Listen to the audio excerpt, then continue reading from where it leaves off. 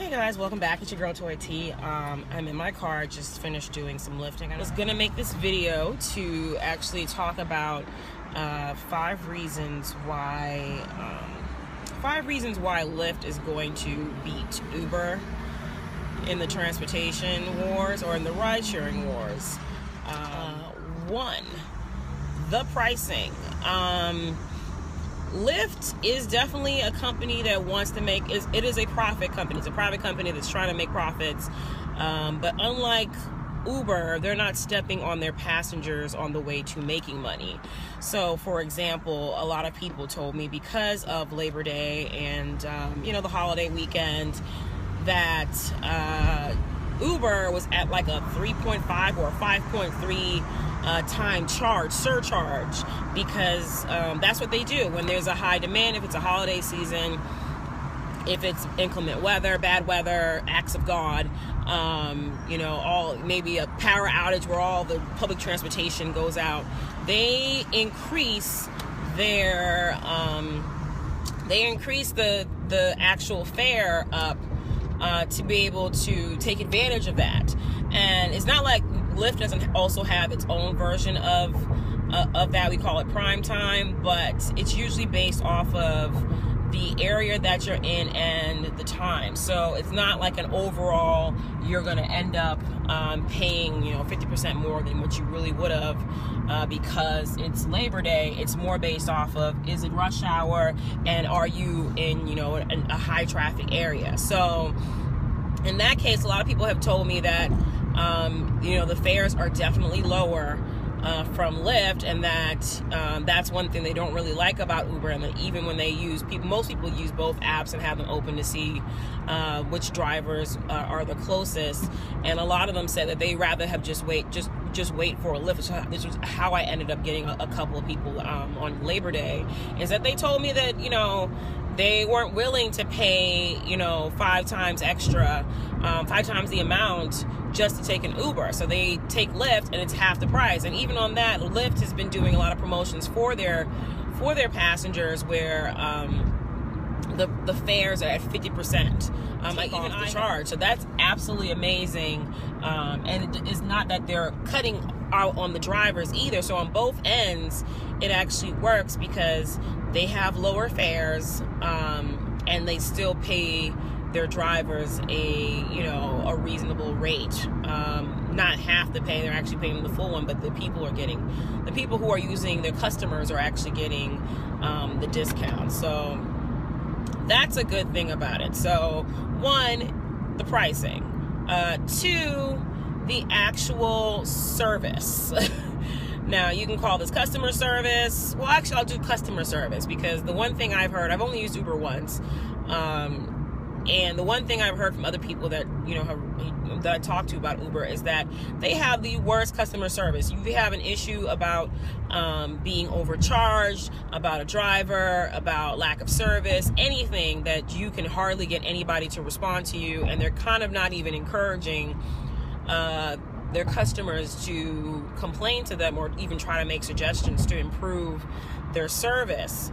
And that's been something that people have really just hated about Uber and has said that Lyft is pretty good at. And I've told them that. I even had today, I had somebody where the address that they put in was correct, and I brought them there, but it was not the location.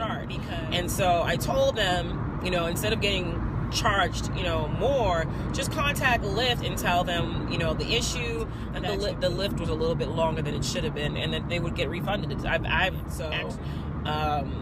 is one thing that people really like, the customer service. 3, the actual drivers, the driving experience. I've heard I took an Uber and I liked my Uber driver, and that was fine, but I've heard different accounts about people's experiences with Uber. And of course, people have heard about Uber more in the news, and people being concerned about safety. And I found out this weekend that part of it is that the process to become an Uber driver is like super simple and super short compared to Lyft. All you have to do is fill out an application. They check your background, check your your driving record and your criminal background, and they just put you on the road. There's no one to actually, a human person to actually check and say, hey, maybe this person is kind of skeevy and shouldn't be on the road.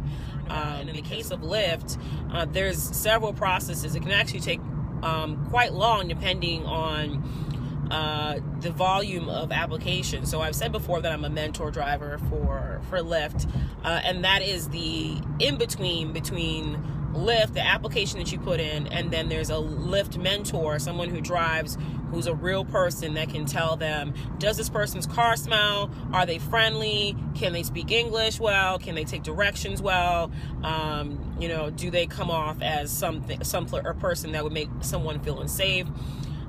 So there's all these checks that that person does to tell you, yes, this is what this person is like, and whether or not you would recommend them as a driver.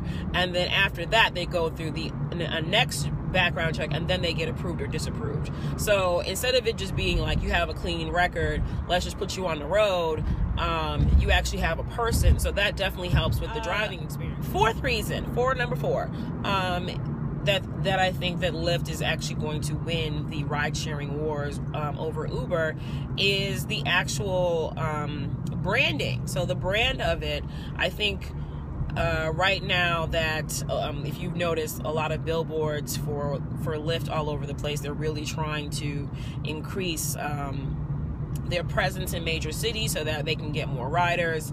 And they're on billboards and on the side of buses. They really put the money in to put Lyft out there so that it's actually competing with Uber, which has lots of corporate sponsorships. But the thing about Lyft, that they, what they created and why and how they tried to distinguish themselves from Uber as a company, is that it was supposed to be, riding with a friend, the friendly driver. They're the fun company, the company that has the pink mustaches and has, drivers giving you fist bumps, even though I don't do the fist bumps thing because it's kind of corny. But someone who comes, when you come into their car, that you're friendly to them, that you make them feel welcome. People go as the extra mile as far as they're comfortable. So if you happen to be one of those people that actually drive full time and put a lot of love and effort into the driving experience, you might end up getting a candy, some water, some snacks, a gift card, all this stuff that is a part of the process, a part of the experience. And it's not that they're forcing drivers to do that, but they encourage it. They encourage you to be very open and make it seem like you're driving with a friend. The fifth thing that I was going to talk about is they're actually, the fact that they are willing to change. They're listening.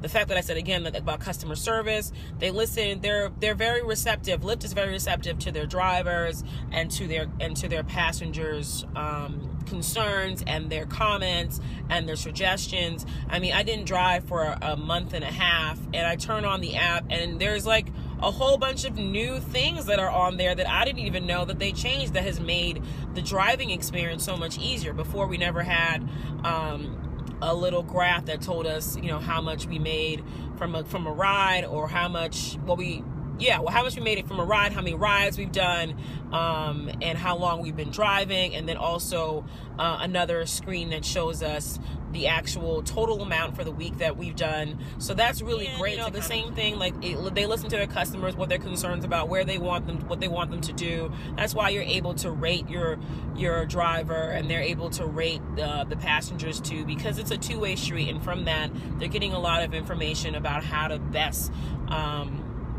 how to enhance the service, and also how to keep competitive and actually keep their clients happy. I mean, you want people who use your service to be happy, because happy people come back and continue to continue to use your service. So anyway, this is going on much longer than I thought it would, but you know, those are the 5 reasons that I think that Lyft is actually going to end up winning the ride sharing wars against Uber. And that, so anyway, I'm rambling.